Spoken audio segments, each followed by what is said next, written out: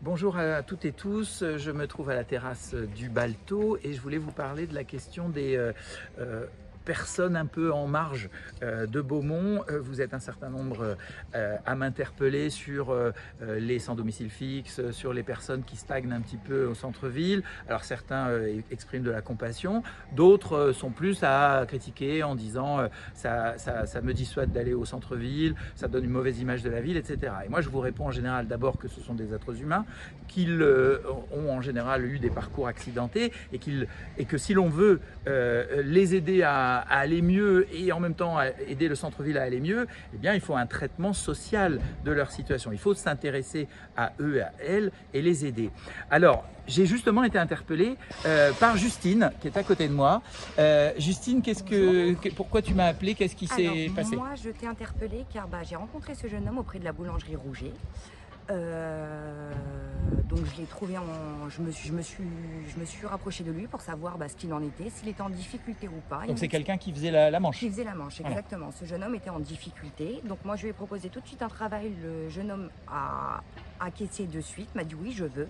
Donc il s'appelle Lorenzo. De là, moi j'essaye de faire fonctionner mes contacts. Donc j'ai appelé pas mal d'amis. Le problème c'est que c'est un jeune homme qui a un chien. Du coup, malheureusement, tout ce qui est association, tout ce qui est 115, etc., il refuse les animaux.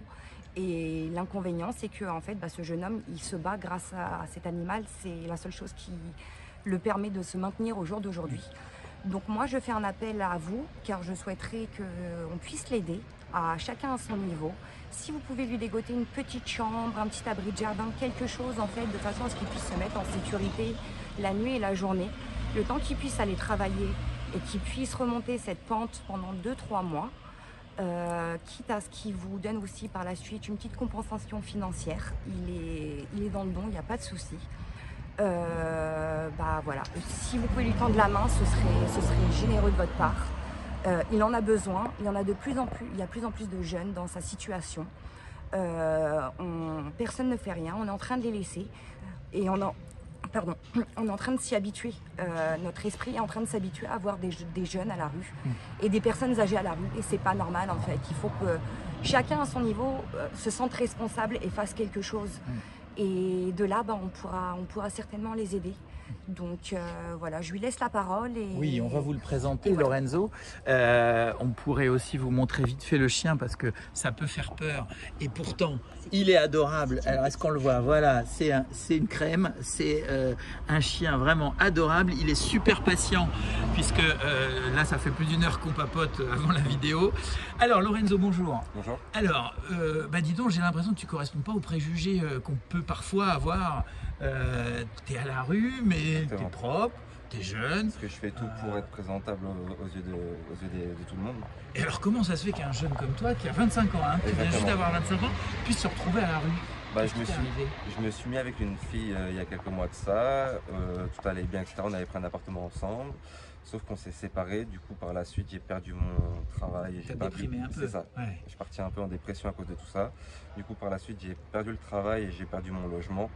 Et à l'heure actuelle, je suis en difficulté et je cherche à m'en sortir absolument par tous les moyens. Et oui, pas de famille qui peut t'aider, les parents? Très compliqué avec la famille, c'est conflictuel tout le temps. Donc, si on a des difficultés avec sa famille, ce qui peut arriver à n'importe qui, et des difficultés de couple, ce qui peut arriver à n'importe qui, eh ben on peut glisser. C'est ça que tu nous montres en fait. Alors, le 115, Justine en parlait à l'instant, c'est les hébergements d'urgence.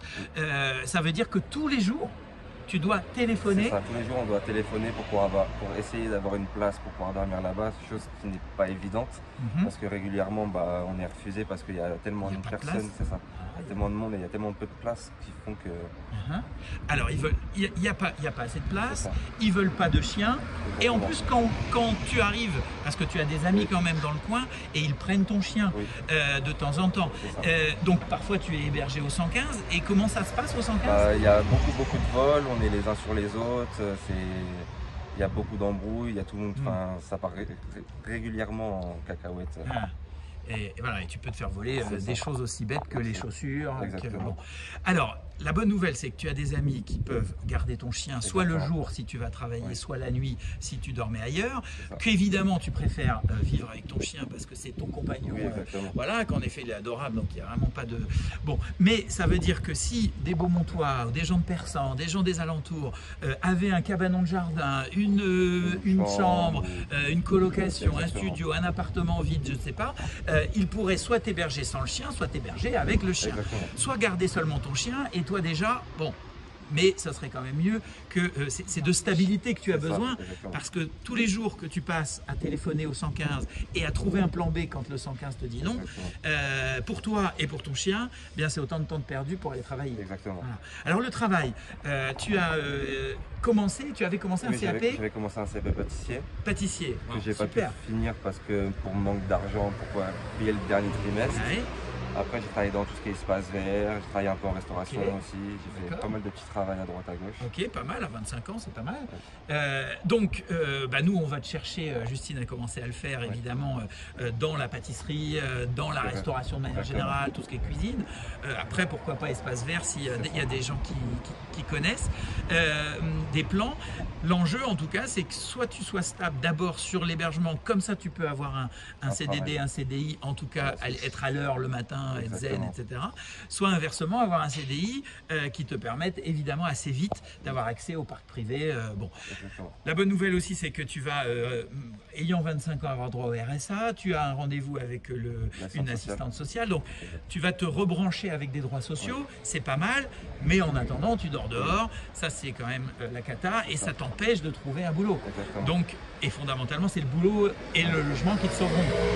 Donc voilà, il faut faire quelque chose. Vous l'avez compris, on n'a pas besoin d'en dire beaucoup plus. Aidez-nous, envoyez un message, mettez un commentaire, un message privé, message public, peu importe. Vous avez mon numéro de téléphone aussi partout sur la page. Appelez et puis on vous mettra en contact avec Lorenzo. Et nous, Justine et moi, on se porte en quelque sorte garant, hein, moralement. On va le suivre, le Lorenzo. On va l'aider, donc voilà. Là on lui tend la main, on ne tend pas la main à n'importe qui, on a fait attention à son profil. Là si on se permet de vous contacter, vous ne serez pas en danger, lui non plus. En fait, le but c'est vraiment que ce soit une harmonie, comme pour vous, comme pour lui. Voilà, il est juste dans une mauvaise passe, ça peut nous arriver à tous. Exactement, tout le monde peut tomber, ça peut arriver à n'importe qui. Donc mettez-vous juste à sa place 2 minutes, juste imaginez-vous si ça vous arrive, vous n'avez pas de famille, vous partez en dépression, il n'y a personne en fait derrière vous, vous commencez à ne plus pouvoir payer vos loyers, vos factures. Vous allez où? Vous allez où? Vous faites comment? Généralement vous vous retrouvez à la rue, et puis s'il n'y a personne qui vous tend la main, malheureusement, c'est les cas d'ombre, et puis personne ne se relève. Donc si vous pouvez l'aider, il a 25 ans. Il peut encore s'en sortir. Et donc, on a besoin de vous. S'il vous plaît, aidez-le. N'hésitez pas. Merci beaucoup. Merci à vous. À bientôt.